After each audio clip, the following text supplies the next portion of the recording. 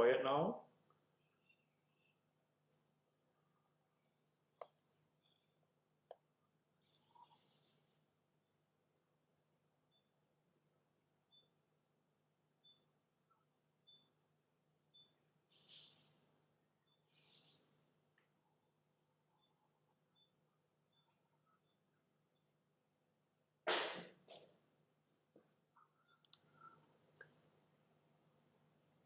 Hey, good evening, everybody. This is 𝐿𝐴𝐿 and I have with me over there 𝐿𝐴𝐿.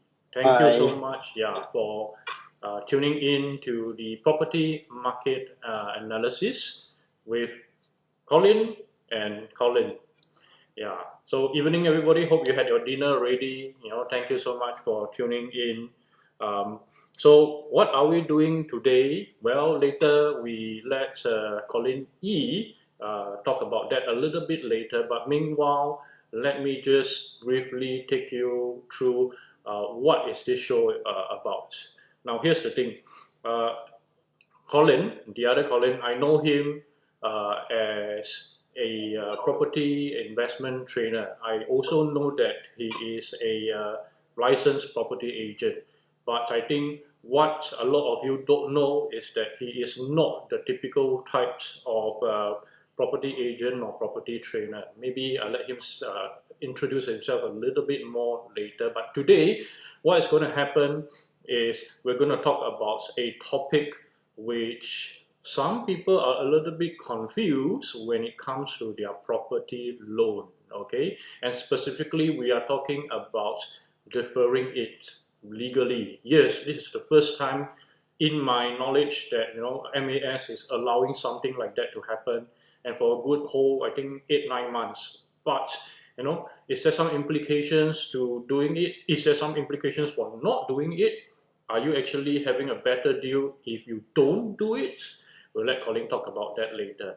But thank you so much for all of you who are tuning in. Thank you, thank you, thank you. If you can hear us, do us a favor. Can you please press on the like button or the love button right now? Just hit it, keep on hitting it so that we know that you can hear us properly. Thank you very much again. Colin, over to you. Maybe you share a little bit about what are we talking for today, maybe for even the rest of the episodes that we have lined up for your fans. Okay, hi everyone. So I hope you can hear me loud and clear and see me clearly as well. Okay, as you all know, now we are in the circuit breaker period. So obviously we can't meet up, and I really love to meet up, but we can't do it right now. So we have myself, Colin E, together with my friend and property investor, Colin Goh, has come up with this 4 weeks series of a very short video to answer some of the I would say, the more hotter topics that property investors and home buyers are more interested to find out right in today's market condition, right? So for this week, today, we are going to talk about, I'm sure most of you have heard of the MAS loan deferment for property loans, whether should you opt in or not, right, for your own properties. So I believe amongst you, there may be some property agents as well. So maybe you can take away some tips to advise your clients, right? So that's for today. For the next 3 weeks, right? Second week, we'll be talking about whether this COVID-19 pandemic, should we see it as a positive news or negative news for the Singapore property market, right? Okay. That is for the next week, right? And the following week, we'll be talking about is it still possible today to buy undervalued properties by, let's say, as much as 300,000? Okay, right? Oh. So a lot of buyers and investors, obviously, we are conditioned in the Singapore mindset that we are always looking for good discounts and good deals, right? But today with COVID, is it more possible to look for such properties? And if so, where are these properties? Where can we find these properties, right? And the last week of May, I'm going to come up with a very interesting topic, and the topic is property investment is dead. Okay, why you should not invest in properties, right? So I will leave this as a teaser, and then on that week itself, during the show, then I will explain a bit more why property investment is dead. Yeah, Colin, go back to you. Hey, really good topics around here. especially I think next week and the following week we are talking about whether is it a good opportunity for us to invest. And wow, 300,000 undervalue. That's a lot of money, So for those of you who want a little bit more tips and then find out all these gold nuggets, right? Do stay tuned with us week after week on every Wednesday, 9 p.m. with Colin E and myself, 𝐒𝐨𝐿 here. Now, Colin E, for I think many people know who you are, but for some of them who are tuning in right now, thank you so much for tuning in. They might not exactly know who you are. Maybe can you introduce yourself? What do you do? I know you as someone, first of all, who is not afraid of speaking your mind. You have, like I said, you have a license, and you teach a lot of students. I heard, like more than 1,000 already by now. But so what is so different about you, that sets you apart from everyone else? Okay, thanks, 𝐒𝐿𝐿. I think I've answered this question countless times already. And I think the way to answer this question is that, yes, I have a property agent license since 2014. And before that, I spent 10 years in corporate banking with HSBC and DBS.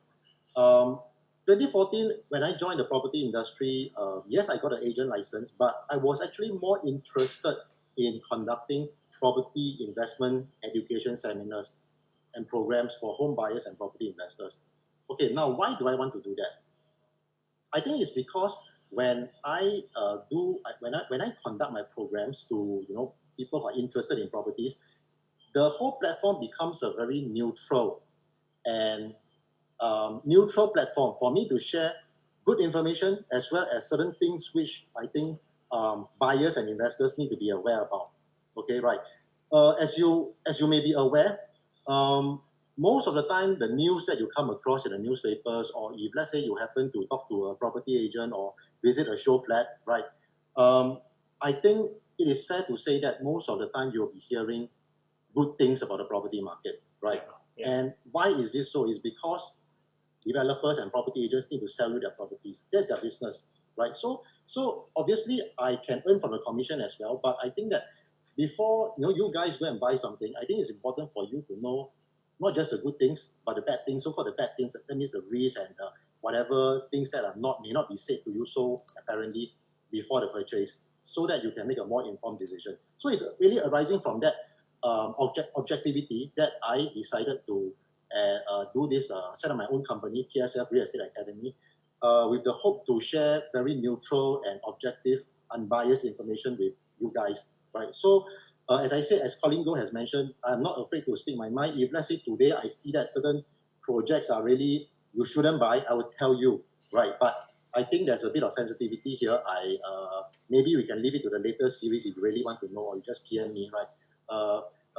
But this is what I mean. This is what I mean that, really, I hope that you guys can really make money from property investment. And I mentioned just now, like undervalued properties, a lot of people want such properties today. Is it still possible to get, $200,000-300,000 below market value kind of properties in today's market? Yeah. Actually, it's possible, but I will leave the explanation till the following week.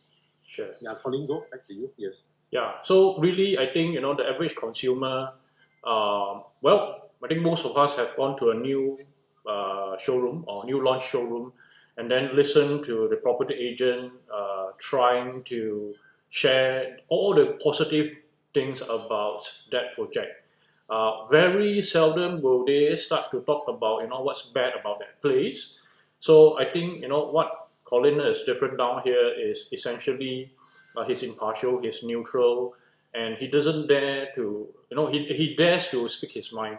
So that is one thing I like about him, and having worked with him for the past few months, I think if you really want to have an objective view about the property market, even let's say you want to analyze one project by itself, I think Colin is the person to talk to. Later in this episode, we'll share a little bit about how can you get to Colin E. But right now, let's go to the show proper. But before that, on your screen right now, you'll be seeing that I put up a poll. I'm asking you, do you know that you can actually temporarily defer your property loans? Most of you, in fact, 83% of you said, yes, you know. But 17% of you said, actually, you don't know. Wow. Okay. So this is big news around here. That like I said, MAS announced this. I think Colin, was it like 6-7 weeks ago? Just before the circuit breaker. So should we take advantage of this? Shouldn't we take advantage of this? Maybe I'll let Colin talk a little bit more about this. Essentially, Colin, this MAS property loan relief package, right? What can we expect? What is it exactly? What kind of properties does it apply to? And of course, the perennial question is, does it make sense for us to defer? Colin, over to you. Okay, this is thanks, Colin. So this is a very broad question to a very broad. There's a lot of answers to this, right? To a very straightforward question. So as you all know, just to share with you the background is that because of this pandemic, so the Parliament on the 7th of April passed the COVID-19 Temporary Measures Act 2020, and one of the measures is to allow property owners to defer their loan. Okay, before I share about what I think about this, let's look at what is the scope, what does it cover, right? So basically, all property loans, right? It can be residential, and residential, I mean, it can be your condo, it can even include HDB, right? And your HDB loan will be essentially from HDB or from a bank. Yes, both you can ask to defer your loan if you are holding a HDB property, right? So properties, not just residential, also you can defer your commercial and industrial property loans as well. Okay, so that covers non-residential properties, right? So what kind of payment are we deferring? So as you all know, for a loan that you're paying every month, for property loan, there will be a principal and an interest component. Okay, right? So you can defer just the principal, right? And then you pay the interest per month, or you can defer both principal plus interest, okay, for the whole month. And how long is this going to last you? Until December this year, December 2020. So starting from this month, you have at least about another 8 more months to go. Okay, so that is the scope, right? So to answer whether you should defer your loan or not, honestly, the simple, straightforward answer would be, if you can afford, right? If you are financially okay during this period where people suffer, loss of jobs, pay cuts, then I think by right, you should continue to service your loan. You should not defer. All right, that is a straightforward answer, right? But as you know, a lot of times, one policy, there's a lot of ways to analyze this thing, and it's not so straightforward in certain circumstances. And this is where I help you to break it down into a more realistic scenario, right, that you may be more familiar with, right?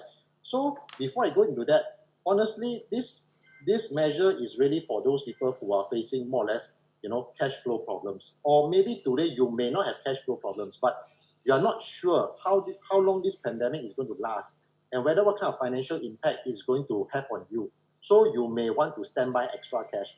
That can be one reason to defer as well. Okay, right? So let's run through a few scenarios, right? Okay, Colin, sorry, yes. Let me interrupt you a bit. So just now you touched on a couple of points. Maybe, just let me just show the audience today, because I think this is a lot of information that they are getting right now. Okay, so maybe, guys, if you are referring to your screen right now, you should be seeing, some of the notes that I'm taking down in real time, or when Colin E is sharing with us. Okay, so he says that, you can defer your residential loans. When we say residential, it's both HDB and private property. You can also defer your commercial as well as industrial loans. Wow, that's a fact I didn't know. I thought it was only for residential properties. Okay, and then in the loan structure itself, you can defer either your principal or your interest, or both. Colin, am I right?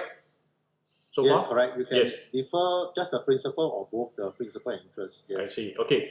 Then lastly, just now, before I interrupted you, you mentioned that if you can afford it, that means if cash flow is not an issue for you, don't defer. Why? Because if you defer, chances are there will be some interest, that will be penalized on you. So Colin is now sharing that No, Colin, have you are you going to break it down into like different scenarios, like option one or scenario one, something you do something. Yes. Yes. Okay. This is what exactly I would do, because a policy, government is like that. They just give you policy, and then sometimes they leave you to figure it out yourself, or as and when the situation arises, you go to them, then they will answer you, right? So what I'm trying to do here is to help you run through the various scenarios, right, that I think will cover your situation, right? So let's look at maybe residential properties first. Residential properties, and residential properties, we are talking about two types here. Let's say you have got a residential property that is being rented out, and you are collecting rental from this tenant, and the rental you are collecting is in terms of cash, right? So basically, imagine this: you have got an investment property, a condo, you rent out, you collect cash from the tenant, and then you pay the bank also in cash. That means you take the tenant's money, rental every month, you just pay the bank. Okay, right? So in this kind of situation, right, since you are collecting cash from the tenant every month in terms of rental, and your rental should be able to at least cover your interest portion, right? Okay, that means to say that technically, actually, you're getting a free loan from the bank, right? It is 0% financing, right? Basically, it's free money. Every month is free money, right? Free money.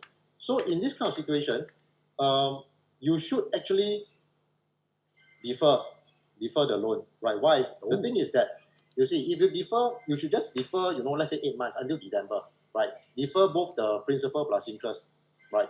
Meaning to say that every month you collect cash from the tenant, let's say it's 3,000 a month, you keep for 8 months, it's 24,000, right? Over the next 8 months, if you really need to use the 24,000, that becomes extra cash for you. You can use it. It's very liquid, right? But if you, of course, don't need to use it, then you can go to the bank and return back this $24,000 in January 2021, so that you don't get charged more interest subsequently further down the road. Okay, so I think if you are doing, if you have condo collecting cash and you have been using the cash from the rental to pay the bank, right? You can choose to defer. There's no harm, right? Except the fact that by deferring 8 months, your loan tenure will also extend by 8 months, right? That's the only so-called downside. But the upside is that you don't get charged more interest, right? Because it is free money. You must understand it's free money, right? Because the rental is the tenant is paying you. The property is generating cash for you. Okay. So I hope this point you are clear, right? Now, what if this rented condo, that means this condo that you have for investment is being rented out. You are collecting cash, you are keeping the cash, you have been keeping the cash all along as maybe pocket money, right? And how do you repay the bank loan? You are using CPF to repay the bank loan. So in this kind of situation, should you defer? Okay. Actually, it's also okay to defer, right? Why? Okay, by deferring, by not paying for 8 months, what's the implication? Is that you need to pay at the end of this in January 2021, you need to pay 8 months worth of interest, right? Right. But you have kept, instead of paying the CPF from OA to pay down the loan every month, you have been keeping all this money in your OA for 8 months, right? And obviously, the cash doesn't affect you because you all along have been collecting cash from the tenant and you have been using it as a pocket money. So actually, in this kind of situation, it's even more beneficial for you to defer, because the money sitting in your OA actually is earning 2.5%. It's risk-free. The government is giving you. Whereas you defer the loan, your loan just freezes there. The principal doesn't go down, but every month you can charge the same amount of interest. It's not as if you can charge more and more. And do realize that the banks do not charge you interest on deferred payment. That means the interest on interest. They don't do that, right? So if your outstanding is $1 million, right, as of now, every month you just pay the same amount of interest, right, based on $1 million principal outstanding, right? So I have broken this down into residential property. If it is an investment residential property that you're renting out, collecting rental, right? So I've given you the situation where you're paying the bank through cash or through CPF. I think it makes more sense for you to defer. But even if you're financially okay, I think it has no harm, except the fact that your loan gets extended by 8 more months, right? But apart from that, you have got this extra liquidity. As I said, if your money stays in the CPF, you're actually earning 2.5% interest over the next 8 months. Yeah. So that's for residential property that is being rented out. Okay, Colin, Now, sorry, yes. again, maybe let's do a quick recap. A lot of information down here. So very quickly, again, but before we continue, wow, I see a lot more people tuning in right now. Thank you, Peter. Thank you, Alex. Thank you, Elliot, David, Cherry, Sheila, Sherman, Jessica. Thank you so much for all logging on. I'm quite sure, over at Colin Yee's side, he's seeing some of his friends as well. But right now today, Colin Yee, there's a gentleman you are seeing on your screen right now, and myself, Colin Goh, we are talking about, the MAS policy that we can actually defer our loans. So far, Colin has shared two scenarios. I've broken down into scenario 1A and scenario 1B. 1A is renting out your residential, but you are paying cash repayment. So Colin E is saying that, hey, in this case, defer. It makes a little bit more sense because why? You have liquid cash on hand right now, which makes a lot more sense, especially if you know how to invest in that money. Okay, the only con is that the loan will be extended by a few months, 8 months, 9 months. Scenario 1B is same thing. You have a residential property, you're renting out to a tenant, but you are repaying by CPF. In this case, it's even better. Now I understand. Because CPF, if you have CPF, it's making you a lot more interest down here, especially with the interest rate for property loans at one of the all-time low right now. 2.5% CPF versus 1.3% property loan. Hey, you got the extra 0.8%. Why not make that money right now? Okay. Only con again, your loan will be extended by 8 months, 9 months. If you have 20 years to go, what is 8 months, 9 months, right? Yeah. So sorry, I interrupted you. Scenario 1A, 1B seems to make sense to defer. Okay, Colin. Okay, so yeah, I think for investment property condo that's collecting rental, I think you must understand that if you have a condo that's being rented out and it is collecting rental, basically the good news for you is that you are making a lot of, you're creating a lot of wealth over time through the rental. In what ways? Paying down your interest, right? As well as partially, if not fully, your principal. Okay, right? So it's really on that kind of thinking that it is like free money. Whether you're repaying the bank, CPF, or cash, it doesn't matter, right? The property is generating returns for you. Creating good amount of wealth for you over time, right? So in this case, right, what is I personally feel that what is 8 months to defer? Right, your loan is already like 20 over years, 25 years. So you defer by 8 months. Who knows? You may be able to invest that amount, that 8 months of rental into maybe, I don't know, some investment, like even putting in CPF, right? If you have been paying a loan through CPF, that's earning 2.5% interest, right? So that is for investment properties, for condo, right? What about I think more importantly is you have a own stay property, right? Let's say you have got a property that you are staying there. Now, then should you defer or should you not defer?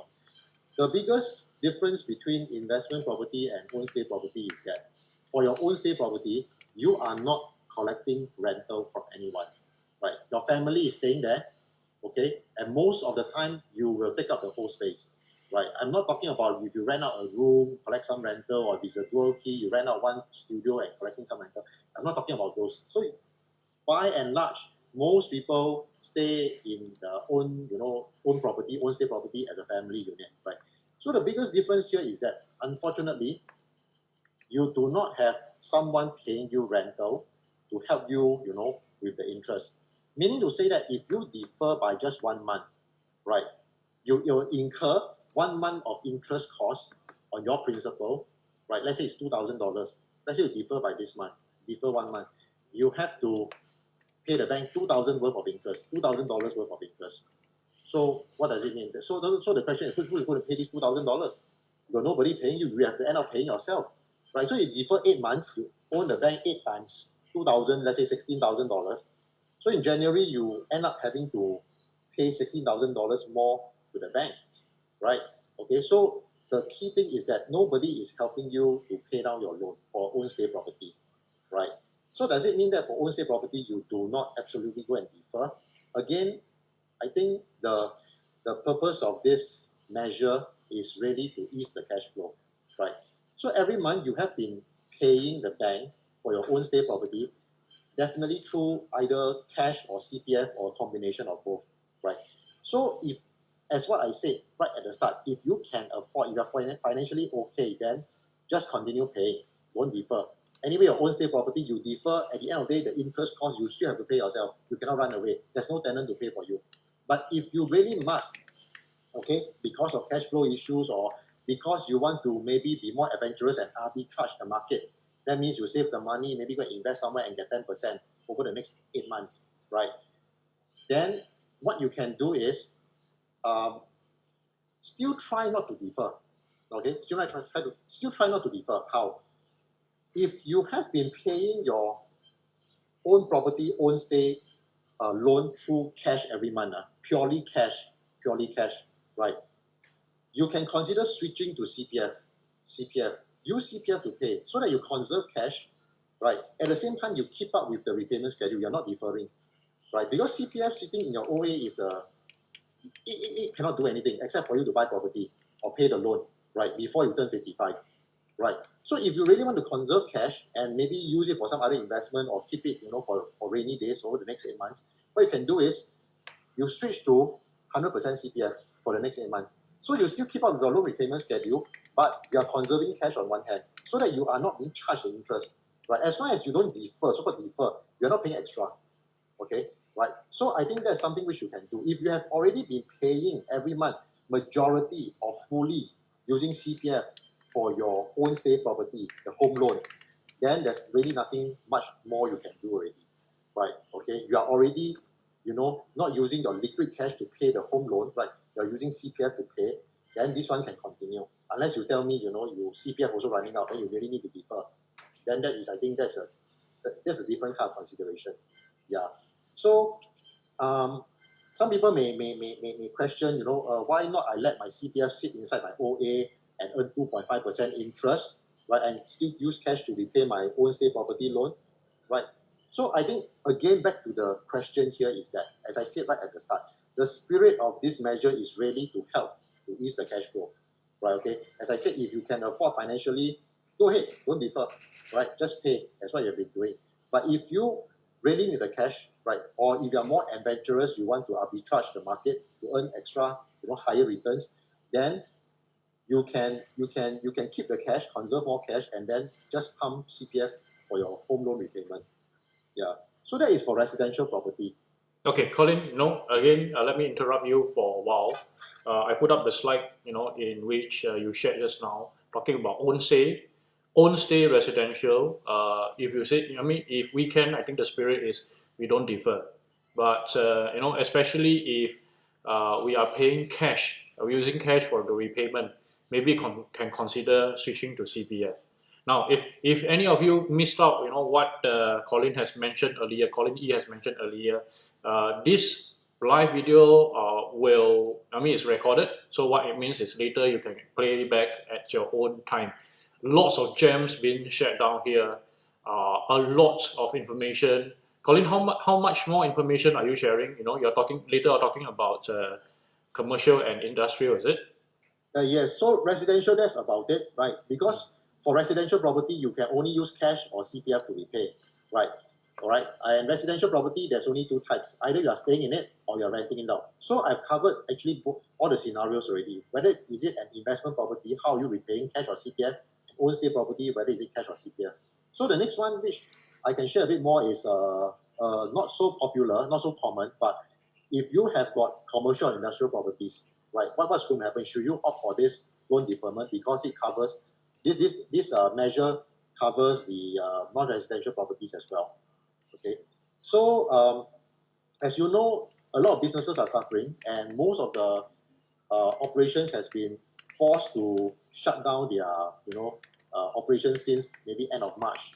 So till now, there's already been a good 1 month, and obviously I myself also receive a lot of inquiries from my own tenants and some of my students. They also ask me this question that my commercial property, my industrial property, the tenant tell me this month they got no operation, no business, I cannot pay the rent, then how can you waive for me, right? So the challenge here is that, okay, the difference here is that for commercial industrial property, right, what is it different? How is it different from residential? Is that commercial industrial properties, if you are a landlord, you can only use cash to repay the bank. You cannot use CPF. Okay, you cannot use CPF, right?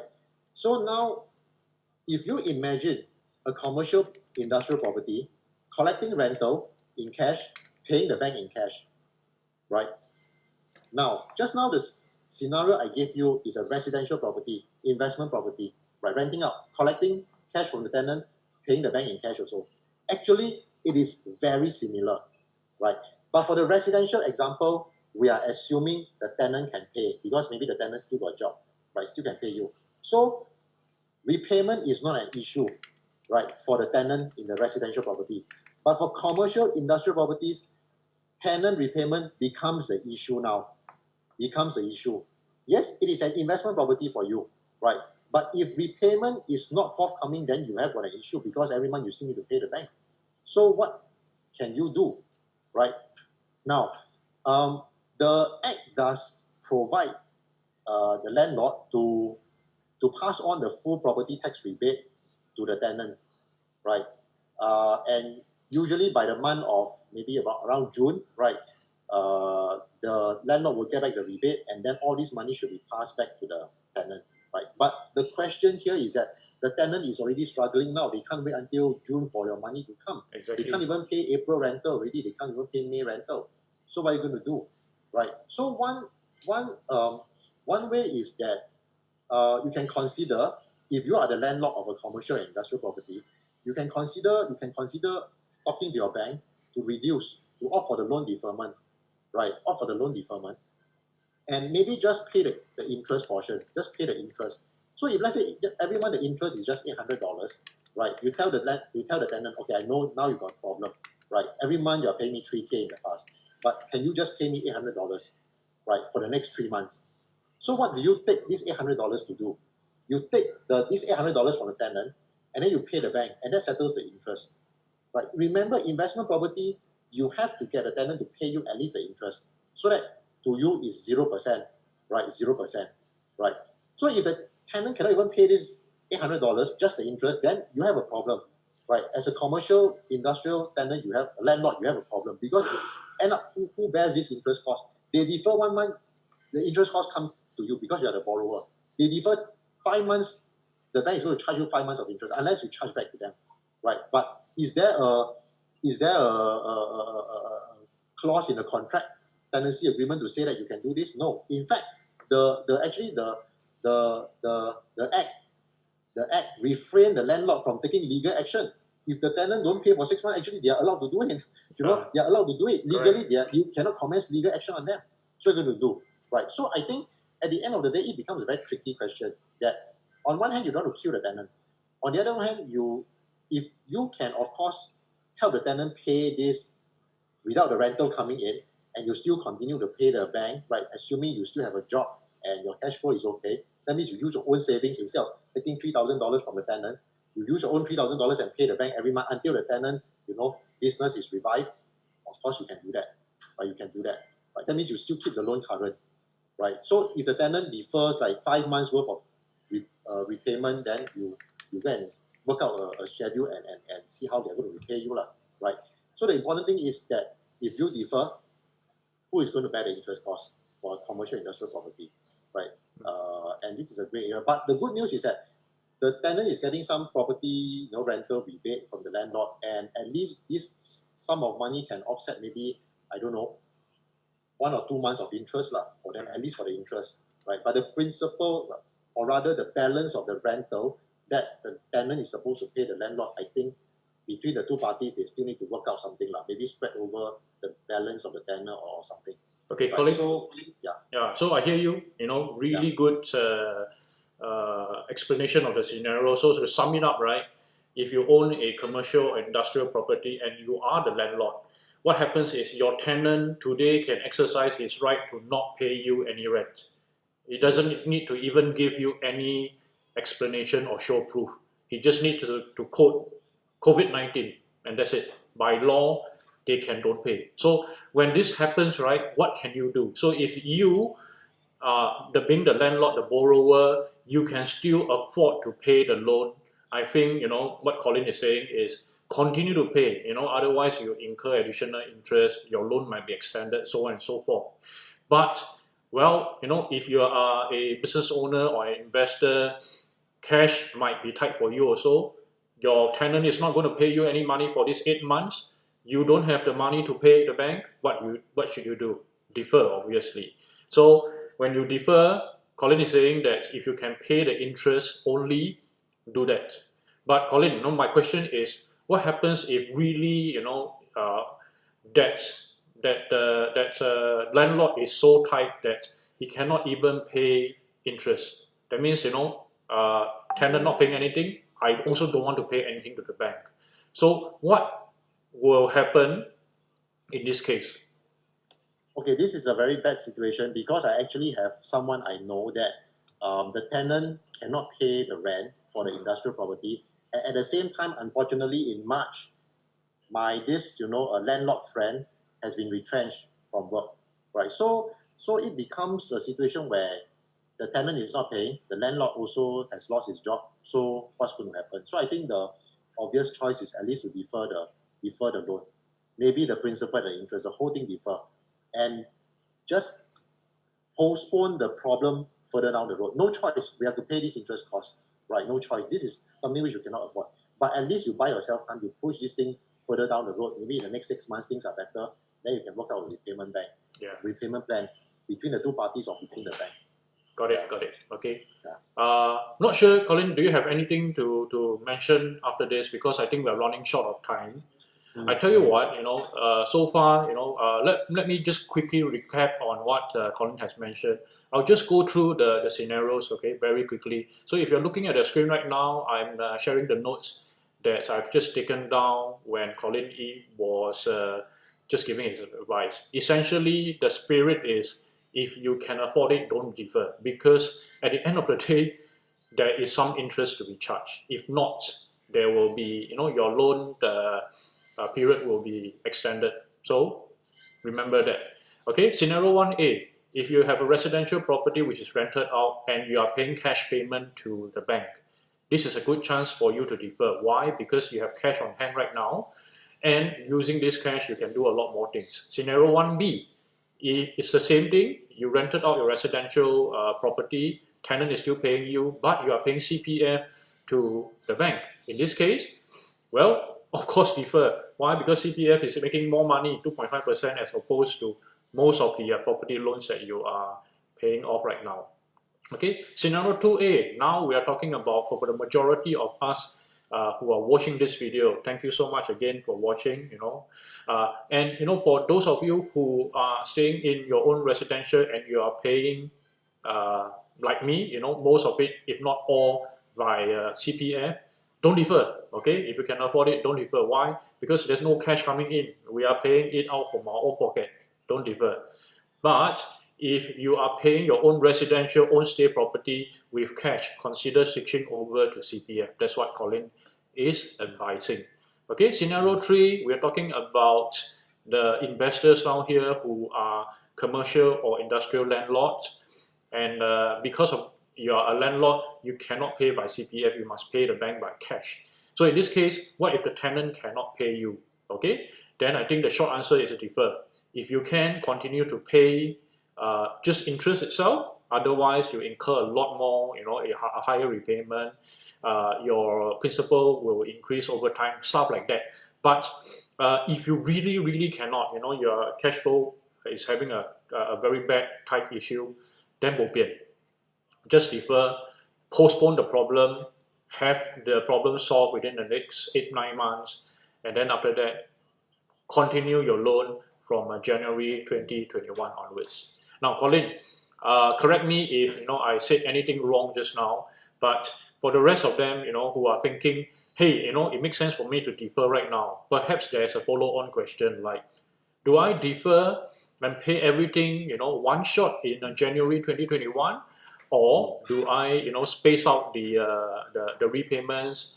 What do I do? Okay, I think that is another follow-up question that will take another half an hour to 45 minutes to answer, which we do not have the time to go through right now. But Colin E has put this down in one of his posts. If you go and check out his personal profile, right, maybe your answer will be, your question will be answered down there. But if it's not, I tell you what, Colin, are you able to, let's say, extend a service where people can ask you some questions if they want to? They can reach out to you through your personal profile or maybe through your page. Maybe can you give a quick shout out of how can they come to you to ask you questions? Okay, actually, I'm always very open to questions. I welcome a lot of questions because I can tell you honestly that over the years since 2014, when I'm doing education, I also learn a lot from my students, right? Okay, and all this knowledge and information are not accumulated overnight. So if you have questions, I think we can both explore the answers together. So what you can do is, I think most of you have my number, I guess, right? That's why you are watching this video, right? And I think if you have a question regarding your own specific situation, just drop me a WhatsApp, right? If not, you really need to reach me, then just go to Facebook and search for my name, Colin E, or my academy, PSF, Penang, Singapore, France, right? PSF also means per square foot, right? Per square foot, a PSF Real Estate Academy, and you find us, and then you just drop a message, and then we'll reply you. Yeah. So that's a very good question, Colin Go. So I think we have more or less covered most of the things tonight. So maybe, Colin Go, I just want to ask you one question: is that for your own situation, after hearing all this, will you be deferring your own property loan, the one that you are staying? Well, I mean, if it's the one I'm staying right now, because I am, the loan amount is not really that big, and then I'm left with, like 12 years to go. I don't think there's really a need for me to defer. Anyway, I'm paying my repayments by CPF anyway. So I think, correct me if I'm wrong, if you have a different advice, I don't really see a need for me to defer. Yeah, actually you don't need to, because if you defer, you are just incurring more interest for yourself because no one is paying your loan for you.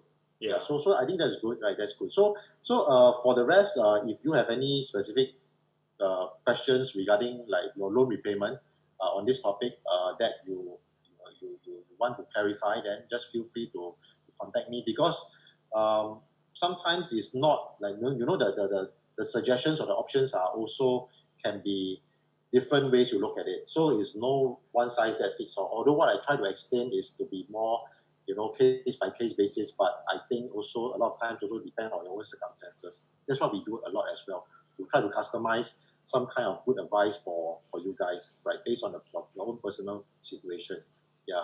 Exactly. So, Colin Go, I think we have shared more or less what we want to talk about tonight. So, extremely thankful for you guys if you have seen this video and you follow us, right? Follow myself throughout the last maybe few months or even few years for some of my students.